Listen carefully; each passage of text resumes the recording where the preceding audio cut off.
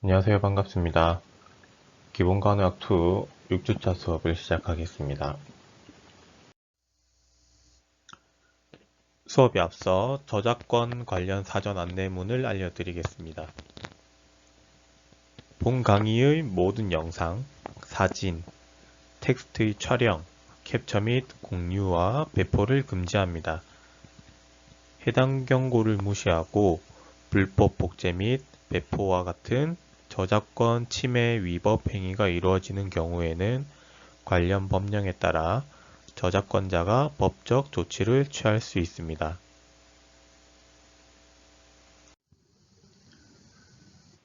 이번 시간에는 활동과 운동 챕터고요. 여기서는 우리는 운동이 이제 생리적 기전, 운동의 생리적 기전과 그리고 종류와 효과에 대해서 우리가 알아볼 거고요. 그리고 부동 환자들이 있죠. 부동 대상자들, 의식이 없다거나 이런 대상자들, 이런 환자들한테서 부동이 인체에 미치는 영향이 어떤지 우리가 한번 알아보겠습니다. 그리고 활동과 관련된 간호 과정을 우리가 볼 거고, 그리고 관절 범위 운동, ROM이라 그럽니다. 관절 범위 운동을 절차에 따라서 어떻게 수행하는지, 그리고 신체 역학의 원리에 대해서도 알아볼 겁니다. 마지막으로 보행 보조기구의 종류에 대해서도 우리가 알아보고 가는 시간을 갖도록 하겠습니다. 먼저 우리가 활동하면서 이렇게 일상생활에서 움직이는 거 있죠. 평소에 그냥 우리가 밥 먹을 때 손을 움직인다든지, TV 볼 때 목을 움직이고 눈을 움직이고, 또 그리고 소파에 앉아서 발을 꼬는 이런 자세들, 이런 사소한 것들, 이러한 것들은 우리는 굉장히 쉽게 할 수 있지만 활동이나 운동에 장애가 있는 그런 대상자들 있죠. 그런 대상자들은 체위를 변경하거나 혹은 신체 선열을 유지하는 데에도 다른 사람의 도움이 필요할 수도 있습니다. 그래서 너무 장기간 침상 안정을 취한다, 너무 허약하다, 에너지가 떨어져서 운동을 못한다, 이런 대상자들한테는 우리가 일부러 운동을 시켜주기도 하죠. 그죠? 그래서 이런 대상자들은 이렇게 RM 운동을 시켜주면서 근골격계 손상을 예방을 할 수가 있습니다. 자, 먼저 기초 학습을 보면 정상 움직임들을 좀 볼게요. 그 전에 우리가 근골격계 구조를 조금 보면은 나중에 여러분들께서 해볼 생리학 시간에 조금 더 자세하게 배울 거지만 간략하게 조금 보고 갈게요.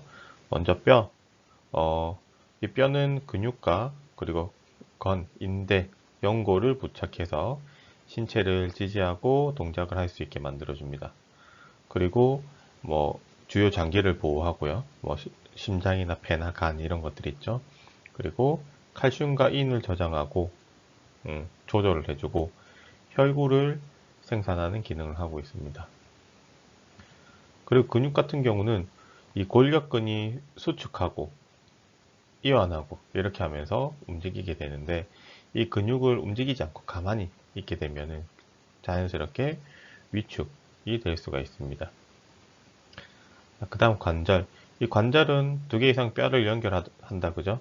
서로의 뼈를 연결을 해주고, 이, 우리가 이제 계속 말할 ROM, 관절 가동 범위, 이것은 관절이 움직일 수 있는 최대한의 범위를 이야기를 합니다. 이 다음 장에서 이 관절 가동 범위 운동 관련된 용어에 대해서 조금 알아보고 가겠습니다. 그 다음 정상 움직임과 신체 선열에 대해서 보면은 이 신체 선열은 수평선과 수직선, 수평적 또는 수직적 관계를 이야기를 하는데 신체의 다른 한 부분과 그죠? 어떤 한 부분과 다른 부분과의 관계를 이야기를 합니다. 그냥 좀 가볍게 보고 넘어가시면 돼요. 그리고 균형, 여러분들이 잘 아는 균형. 이 균형은 신경계에서 조절합니다. 특히나 이 손에 그리고 뇌이 귀에 있는 이 손해와 머리에 있는 손해와 이제 귀에 있는 뇌에 의해서 조절이 되고요. 우리가 이제 무게 중심을 잡잖아요, 그죠? 이 무게 중심선이 이제 기저면 밖으로 나가게 되면 균형을 잃고 넘어지게 됩니다. 신체도 마찬가지로 균형 유지를 하려고 이제 노력을 하는데 균형을 잃거나 그렇게 해서 넘어지게 되면 이제 균형을 유지하기 위해서 근육이 과도하게 긴장을 하게 됩니다. 위에 그냥 그림 보시면 돼요. 그림 17-1을 보시면 무슨 말인지 이해를 하실 겁니다. 자, 그 다음에 옆에 표 17-1을 보시면 관절 가동 범위와 이제 관련된 용어를 좀 보면은 외전, 그죠? 외전, 사지가 신체 중앙에서 멀어지는 측위 운동, 내전, 반대죠, 그죠? 외전이 멀어지는 거면 내전은 가까워지는 거, 굴곡, 팔을 굽히는 거, 그리고 신전, 팔을 핀 상태, 직선을 유지한 상태, 과신전, 이걸 과하게 젖혔다는 거죠, 그죠? 뭐 팔을 꺾는다 이렇게 생각을 하시면 돼요. 그런 식으로. 그 다음에 족저 굴곡, 손이나 발이 손바닥이나 발바닥 쪽으로 이제 굴곡된 상태, 손을 이렇게 손목 쪽으로 구부려 보시면 이게 족저 굴곡 무슨 말인지 아실 거예요. 그 다음에 족배 굴곡, 반대로 이렇게 손이나 발등이 발이 손등이나 발등 쪽으로 굴곡된 상태를 이야기를 하고요. 그 다음에 휘돌림, 이 사지의 근위부는 가까운 부분은 고정된 상태에서 말단 부위가 완전한 원을 그리면서 돌아가는 운동, 그리고 회전, 축을 중심으로 해서 신체 일부가 돌아가는 운동, 어깨 돌리는 거 이렇게 생각하시면 되고, 내회전, 외회전, 축을 중심으로 신체의 중심으로, 그리고 신체 바깥으로 돌리는 거, 회내, 회외, 손등이 앞쪽, 위쪽으로 향하는 돌리는 운동, 회외는 반대로, 그리고 내번, 외번 마찬가지로 발바닥이 안쪽으로 움직이고 바깥쪽으로 움직이는 운동, 이것을 이야기를 합니다. 자, 그 다음에 조화된 움직임은 어떤 것이냐? 이 조화된 움직임은 균형적이고 그리고 부드럽고 목적이 있는 어떤 움직임을 이야기를 합니다. 그래서 뭐 대뇌피질이나 손해나 기저액이 적절하게 기능했을 때 나타나는 결과를 조화된 움직임이라고 이야기를 합니다. 다음 제2완사는 우리가 쉬거나 활동을 하는 동안에 신체의 자세와 평형을 유지하려는 반사군, 자율적 움직임을 이야기를 합니다. 거기에는 뭐 미로감각, 고유수용기, 시각반사, 신정근 반사 뭐 이런 것들이 있는데, 먼저 미로감각, 이것을 보면은 뇌에서 느끼게 하는 어떤 체위나 움직임, 진압력 이러한 것들을 이야기를 하고요. 고유수용기 또는 운동감각, 이것은 이제 관절 운동을 해가지고 근육이나 근막에 있는 특정 말단신경이 자극돼서 신체 부위나 혹은 뭐 팔다리 위치 이런 것들을 뇌에 전달하는 것을 이야기를 합니다. 시각반사는 말 그대로 시각적 이미지를 가지고, 그죠? 그래서 환경과 공간의 관계를 의식해서 자세를 취하게 하는 것. 그리고 신정근, 또 신장반사라고 이야기합니다. 이제 신정근의 어떤 특정 지점을 지나서 이게 늘어나게 되면 반사적으로 수축을 해서 다시 바른 자세를 취하게 합니다. 그러니까 어떠한 지점을 지나서, 그죠? 반사적 이게 늘어나게 되면은 신전이 점점 어떤 특정 지나서 더 늘어나게 되면 반사적으로 이걸 수축을 하게 돼요. 네. 그래서 뭐 작용 반작용처럼, 그래서 바른 자세를 취하게 하는 것을 이야기를 합니다. 그 다음에 신체 동작 조절과 신체 역학을 볼게요. 신체 동작 조절, 이것은 무게나 혹은 무게 중심, 균형 이러한 것들에 의해서 발생을 하고요. 그 다음 마찰은 움직이는 방향의 반대 방향으로 끄는 힘을 이야기를 하고, 이 표면적이 크면 클수록 마찰이 커진다. 당연한 거죠, 그죠? 자, 다음 신체 역학. 이 신체 역학은 여기서는 이제 신체를 움직이고 들어올리는 데 있어서 근골격계하고 신경계의 조정된 노력을 이야기를 합니다. 이게 무슨 말이냐면 몸을 어떻게 하면 더 편안하고 안전하고 이렇게 움직일 수 있는지, 밑에 신체 역학의 원리 표 17-1을 보시면 무슨 말인지 나와 있어요. 기저배는 넓을수록 안정성 높아지고, 무게중심 낮으면 안정성 높아지고, 그죠? 그리고 움직이는 물체하고 표면 사이의 마찰이 감소되면 힘이 적게 들고, 작업에 힘이 적게 들면은 신체 손상의 위험이 감소되고, 당연한 이야기들입니다. 지렛대 이용, 뭐 이런 것들, 도르래, 이런 거. 그 다음에 뭐 팔다리의 활동 균형 있게 배분은 허리 부상 위험이 감소되고, 휴식과 활동을 교대로 이용하고, 뭐 이러한 이야기를 하고 있어요. 그래서 이 신체 역학의 원리를 잘 이용하게 되면은 이제 부상을 좀 예방을 할 수 있는 그러한 것들이 있습니다.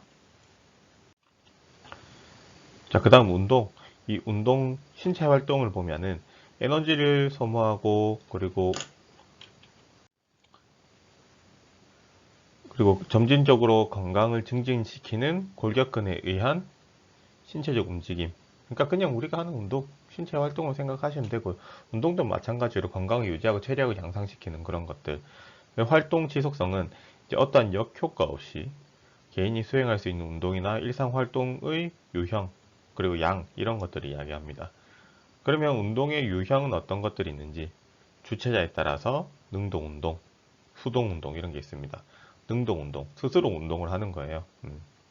그리고 능동적 보조운동, 이것은 어떠한 운동을 하는데 한정된 능력을 가진 사람들이 있어요. 한정된 운동 능력을 가진 대상자가 스스로 운동하도록 보조해 주는 것, 사람이나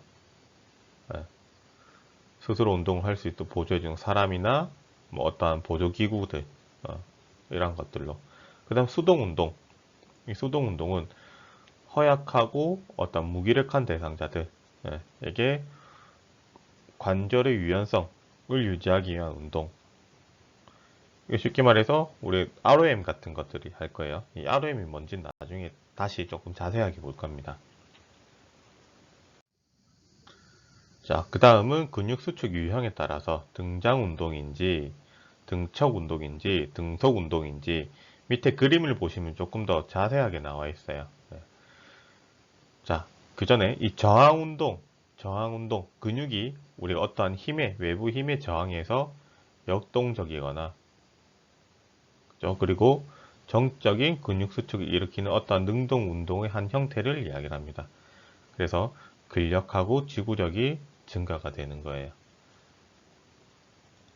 자, 그림을 보시면서 보면은 등장 운동, 이제 관절 가동 범위 내에서 이제 운동을 하는 동안에 관절 가동 범위 내에서 운동을 하는 동안에 근육의 길이가 짧아지거나 수축하거나 그 다음에 이완할 때, 길어질 때 이렇게 이제 근육의 길이 변화에 따른 일정한 어떠한 저항의 양에 대항해서 수행하는 운동을 이야기를 합니다. 그래서 관절의 움직임이나 그리고 근육의 긴장하거나 수축 이런 것들이 발생하고요. 그래서 뭐 달리기라든지 걷기 뭐 이런 것들 있죠. 보통 우리가 하는 대부분의 운동들. 그래서 이 등장 운동은 근육의 긴장도하고 크기, 강도 이런 것들을 증가시킬 수 있고요. 그리고 관절의 유연성하고 순환 기능, 뭐 심박 동순화, 맥박 뭐 이런 것들, 심박 출량 이런 것들을 향상시킬 수가 있습니다. 자, 그 다음에 등척 운동.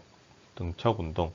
이것은 이제 근육의 길이 변화 없이 근육이 뭐 수축하거나 늘어나는 그러한 길이 변화 없이 근육을 긴장시키는 것들을 이야기를 해요. 그래서 이제 근육 강도하고 정맥 규현 이러한 것들을 유지하기 위해서 실시를 하는 건데 관절 운동 이런 건 안 합니다. 그러니까 손을 굽히거나 펴고 이런 그런 관절 운동은 없고요. 근데 에너지 소비는 있어요. 그래서 이 어떻게 하는 거냐면 그냥 앉아서 힘주는 거 있잖아요. 가만히 있으면서 근육에 힘주는 거 그런 것처럼 이제 뭐 우리가 걷기 전에 앉은 상태에서 엉덩이 둔근이나 복근이나 사두근, 비복근 이런 데 긴장을 줘서 그냥 가만히 힘주는 거 있잖아요. 그렇게 해서 근육을 강화하는 운동을 이야기를 합니다. 그래서 여기 밑에 그림 보시면 가만히 앉아 있어요. 앉아서 힘주는 그림이에요, 이게.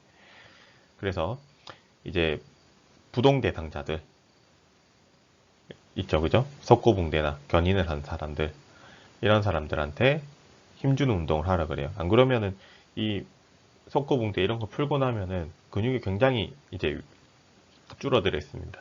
경험이 있으신 분들 계실 거예요. 자, 그 다음은 등속 운동. 어떤 힘이 가해지고 이런 것들은 상관이 없어요. 미리 정해진 각이 있고, 그죠? 거기에 맞춰서 움직일 수 있도록 그 안에 어떠한 기계들이 있습니다. 예, 등속성 운동기계 뭐 이런 것들이 있어요. 그래서 이 운동의 장점은 어, 관절의 모든 각도에서 최대한의 부하로 어, 운동을 할 수가 있는 그러한 장점이 있습니다. 관절의 모든 각도에서 최대한 부하로 운동할 수 있는 그러한 장점이 있습니다. 자, 그 다음에 산소 소모 여부에 따라 유산소, 무산소, 뭐 유산소, 무산소, 산소를 소모하고 안 하고 다 산소를 소모하긴 소모합니다. 근데 이제 뭐 나눠 놓은 게 유산소 운동, 무산소 운동 이렇게 나눠 놓은 거예요. 실제로 요즘에는 이제 연구들을 보면 뭐 무산소, 유산소 뭐 나누기만 나눠놨지 산소를 소모하지 않는 그런 운동은 없습니다. 실제로는.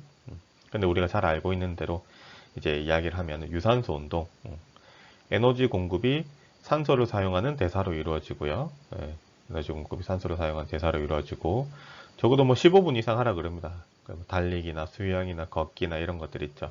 그래서 이 혈액 내에 저장된 포도당을 사용을 하고요. 그래서 효율적 장시간 운동을 할 수 있습니다. 그래서 뭐 심폐기능 향상시키고 체력을 향상시키고 그죠? 지방을 태우는데 효과적이라 하죠. 일단 무산소 운동, 산소가 없는 상태에서 한다고 합니다. 그래서 뭐 근육의 크기나 힘을 향상시키고 짧은 시간 내에 이제 큰 부하를 가지고 운동합니다. 그러니까 웨이트 트레이닝 같은 것들. 예. 그래서 어, 신체에 공급하는 양보다 더 많은 산소를 요구하게 됩니다. 그래서 심박수 증가하고 그죠? 운동 강도가 높습니다. 그러니까 100m 달리기 이런 것들은 무산소 운동의 대표적인 것들이죠. 그죠? 그래서 100m 달리기 하고 나면 심박수가 증가하고 그죠?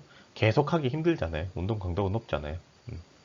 그래서 뭐 우리가 보통 하는 웨이트 트레이닝, PT 이런 것들, 근육 강화 운동, 그리고 뭐 금방 이야기했던 단거리 달리기. 그래서 이 근력을 발달시키고 모세혈관 팽창시키고 그죠? 그래서 근골격계 질환을 예방하거나 치료하는 데 효과적이다. 운동 효과에 따라서 이렇게 이 운동은 어떤 효과를 주냐 다 알고 있어요. 신체 상태를 조정해주고 건강 증진, 체력 유지, 뭐 기형 교정 치료, 최상의 건강 상태를 회복시키고 뭐 다 아는 이야기들이에요. 그래서 규칙적으로 운동을 하라고 그죠, 그죠? 규칙적으로 운동을 하는 게 좋다. 자, 그 다음 부동을 볼게요. 부동. 부동, 움직일 수 없는 상태, 전신이나 신체 일부를 움직일 수 없는 상태를 이야기를 합니다. 뭐 마비가 되었거나 그죠? 무의식이나 신경계에 문제가 있다든지 근골격계에 문제가 있다든지 이거 왜 부동이 생기냐? 안 움직이니까, 그죠? 당연히 안 움직이니까 침상 안정을 한다든지, 그죠? 활동이 부전이 있다든지 이게 장기간 지속되는 경우 비사용 증후군 이런 것들이 있습니다. 신체 기능이 좀 떨어진다든지, 그죠? 이러한 것들이 있고요. 자, 부동이 신체에 미친 영향에 대해서 볼게요. 불용증후군 조금 전에 이야기했던 거 사용하지 않으면서 신체 일부분이나 여러 부분에서 합병증이 생길 수 있습니다. 그래서 비사용증후군, 불용증후군 이런 이야기를 합니다.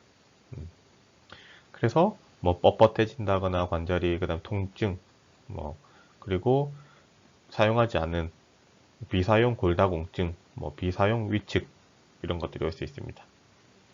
위축 말고 구축도 올 수 있어요. 구축. 이 구축의 대표적인 거,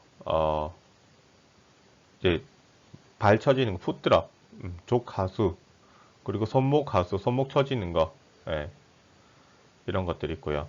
이제 뭐 이렇게 안 움직이거나 하게 되면 결국엔 이제 근육이 이제 제 역할을 못 하기 때문에 이제 정맥 이완하고 정맥 정체 그러니까 혈액이 이제 잘 이제 순환해가지고 정맥에서 결국에는 이제 사지 말단에 있는 그런 정맥에서 피를 잘 올려가지고 다시 심장으로 보내줘야 되는데 정맥 정체가 생긴다거나 그죠? 그렇게 하게 되면은 동맥에서는 피를 계속 뿜어주는데 정맥에서 이제 돌아오는 귀환이 잘 안 되는 거예요. 그래서 심장 보유량이 감소한다든지 그래서 체위성 저혈압, 부종, 뭐 혈전 이런 것들이 발생을 할 수가 있습니다. 자, 그 다음 표 17-3을 보시면 운동의 효과와 부동의 영향, 심혈관계에는 어떠한 영향을 미치고 호흡기계에는 혹은 근골격계, 대사계, 위장관계, 비뇨기계, 피부계, 정신신경계에 어떤 영향을 미치는지 나와 있습니다. 그러니까 여러분들이 다 아시는 내용이에요. 기본적으로 우리가 이제 운동에 대한 관심이 높기 때문에 그죠? 뭐 관심이 없다 하더라도 다 알고 있는 내용들이에요. 이론적으로는 다 알죠, 그죠? 실제로 우리가 하지 않아서 그렇지. 그래서 그런 내용들이 나와 있으니까 꼭 한번 읽어보시면 됩니다. 자, 그리고 활동과 운동에 영향을 미친 요인들을 볼게요. 뭐 성장과 발달도 있고 질병도 있고요. 영양 상태나 뭐 사회적 지지체계에 따라서 문화적 배경에 따라서 뭐 환경적인 요인에 따라서 뭐 스트레스 뭐 이런 것들이 있는데 간략하게 좀 보고 가면은 당연히 이제 그 진짜 당연한 이야기들이 나와 있습니다. 자, 먼저 이 성장과 발달 보면은 뭐 영아기, 학령기, 그죠? 신생아 때 움직이는 게 다르잖아요. 근골격계도 다르고, 그죠? 굉장히 애들이 유연하잖아요. 뭐 그리고 사지도 약간 굴곡되어 있고, 그러니까 좀 이렇게 움츠러들어 있는 상태, 예, 그런 게 있고 점점 이제 자라면서 균형 감각도 잘 잡고, 그죠? 그리고 뭐 청소년기 이때는 신체 성장이 급등하게 되죠, 그죠? 여러분 다 겪어왔던 것들, 이때는 이제 남자들이 좀 더 근육이 또 많이 발달하고, 그죠? 뭐 이렇게 그런 것들이 있습니다. 그래서 이때 뭐 체형 교정 이런 거 많이 하잖아요. 예, 자세가 올바라야 되는데 뭐 척추 측만증, 뭐 척추 후만증 뭐 이런 것들도 많이 발생합니다. 청소년기에. 자, 그다음에 성년기, 예, 어른일 때, 그죠? 이때도 뭐 이제 이미 완성된 상태죠, 그죠? 뭐 그리고 뭐 남성 호르몬에 대한 뭐 이런 이야기도 나오고요. 노년기 때는 당연히 골격근도 감소하고 뼈도 약해져서 골다공증도 잘 생기고, 그죠? 자, 그 다음에 질병, 선천적으로 질병이 있는지, 그리고 후천적으로 질병이 있는지, 이런 것들이 있는데, 선천적으로 뭐 척추에 기형이 있다든지, 그죠? 뭐 혹은 뭐 다른 문제가 있다든지, 그리고 뭐 뼈나 관절, 근육의 장애에 따라서, 뭐 특히나 이제 나이가 들었을 때 이런 문제가 많이 나타나죠, 그죠? 네. 그리고 중추신경계, 우리가 뭐 중추신경 손상을 받을 때, 뭐 교통사고나 아니면은 뭐 낙상사고나 추락사고 이런 것 때문에도 이제 중추신경의 손상 우리가 쉽게 볼 수 있는 것들입니다. 음. 그리고 근골격계 외상이 있을 때, 뭐 타박상이나 염좌나 골절 이런 것들이 있을 때, 그죠? 음. 활동과 운동에 영향을 미칠 수가 있습니다. 그리고 뭐 이제 어떠한 신부전 같은 것들, 만성 폐쇄성 폐질환 이런 것들이 있는 사람들, 어, 이런 사람들은 일단은 뭐 심장 자체가 기능을 잘 못하기 때문에 이제 조금만 움직이도 호흡곤란이 옵니다. 그래서 운동을 좀 못하는 경우가 많아요. 그다음 정신건강, 뭐 그러니까 정신적으로 건강한 사람, 정신적으로 건강이 좋지 않은 사람, 그죠? 당연히 이제 움직이고 활동하는 데 차이가 있고요. 영양도 마찬가지로 당연히 영양이 좋은 사람들은 좀 더 잘 움직일 수 있고요, 그죠? 영양이 좋지 않은 사람들, 그러면 피로가 나타나고 근육도 약해지고, 그 다음에 행동적 측면, 그리고 생활 습관 태도 당연하죠, 그죠? 뭐 가족들이 운동을 좋아한다든지 어릴 때부터 우리가 운동을 좋아하는 그런 환경에서 자랐는지, 또 그 가족과 사회적 지지 체계가 잘 되어 있는지, 뭐 운동하는데 네가 운동해봤자 뭐 하려고, 아무 표시도 안 나는데 이렇게 하는 사람도 있으면 운동하는 의욕이 확 떨어지잖아요, 그죠? 사회적 지지를 잘해주면 주변에서 특히나 이제 노인들 같은 경우, 이 사회적 지지가 있을 때 굉장히 긍정적으로 영향을 주기도 합니다. 자, 그 다음에 문화와 인종적 배경, 그죠? 뭐 특히나 이제 외국 서양 같은 경우, 미국 같은 경우는 청소년기 때부터 이 동네 그 체육관 짐, 헬스장, 우리가 말하는 그런 헬스장에서 이제 운동을 좀 많이 하게 하죠. 그죠? 그냥 방과 후에는 다 운동을 합니다. 그런 식으로 문화가 갖춰져 있기 때문에 나이가 들어서도 운동하는 사람들이 굉장히 많아요. 근데 뭐 한국은 예전에는 또 안 그랬어요. 근데 뭐 더 어릴 때는 뭐 학교 마치면 다들 운동장에서 뛰어놀고 막 이렇게 했는데 요즘에는 다 학교 마치자마자 학원 가고 뭐 이렇잖아요.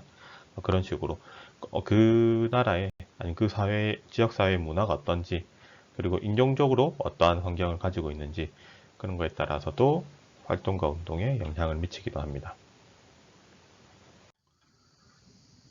그 다음 환경적으로 직장인들, 뭐 학교, 지역사회 금방 이야기했던 것들도 조금 중복되기도 한데 뭐 직장 여러분들 이제 직장 다니면 운동하기 싫습니다. 특히나 이제 3교대 하는 간호사들은 규칙적으로 생활하는 게 아니기 때문에 운동을 더욱더 잘 안 하게 됩니다. 그래서 어느 순간에 이제 근육이 빠져 있는 여러분들을 보실 수가 있을 거예요.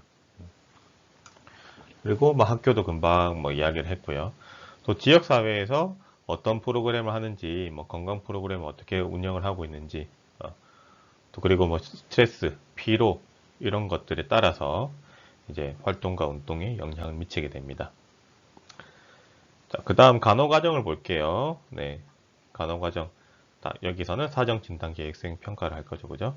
자, 먼저 우리가 간호력 사정을 할 겁니다. 네, 간호력 사정을 하는데 대상자가 이동에 어려움이 있는지 혹은 뭐 최근에 어떠한 변화가 시작되었는지 그럼 그 변화가 언제 시작됐는지부터 그리고 빈도나 그 변화 이유나 그리고 일상생활에 미치는 영향 그리고 문제 해결을 위한 우리가 어떤 활동을 하고 있는지 그 방법들이 효과적이었는지 아니었는지 이러한 것들을 포함해서 우리가 사정을 해야 됩니다. 자, 그 다음 신체 사정을 해야 돼요. 예. 신체 선열은 어떤지, 올바른지, 그리고 걸음걸이나 혹은 외모, 관절의 움직임이 어떤지, 활동 능력과 그리고 제한되는 건 없는지, 근육량은 어떤지, 힘은 어떤지, 활동 지속성은 어떤지 이런 것들을 사정을 하고요. 그 다음 부동과 관련된 문제도 사정을 해야 됩니다. 먼저 면담을 하면서 그리고 청진과 촉진, 뭐 어떠한 검사 결과들이 있겠죠. 그죠? 근전도나 이런 것들도 있을 거고 그리고 몸무게도 측정을 하고 수분 섭취는 어떤지, 배설량은 어떤지 이런 식으로 이 부동과 관련된 문제를 사정을 해야 됩니다. 밑에 그 표를 보시면 잘 나와 있어요. 근육 위축, 구축, 관절의 경직과 통증, 가동 범위가 감소되었는지, 골다공증이 있는지, 혈전성 정맥염이 있는지, 부종이 있는지, 혹은 피부 통합성의 손상이 있는지, 폐렴이 있는지, 소변 정체나 요로 감염, 신결석이 있는지, 또 변비가 있는지, 뭐 체외성 저혈압이나 그죠? 뭐 자존감이 떨어져 있는지 이러한 것들을 다 확인을 해야 된다는 거죠. 그래서 이 처음으로 움직일 수 없게 된 그 직후에 기초 사정을 기록하는 것이 제일 중요합니다. 예. 그래서 이때 하는 기초 사정 기록은 우리가 이제 부동 기간 동안에 수집되는 모든 기록과 대비되는 어떠한 기준선으로 작용을 하게 됩니다. 그리고 이 대상자가 부동의 합병증에 어떤 위험에 처했는지 우리가 확인을 해야 됩니다. 그래서 이 부동 합병증 예방을 하기 위해서 어떠한 위험에 처했는지 우리가 잘 확인을 해야 된다는 거죠.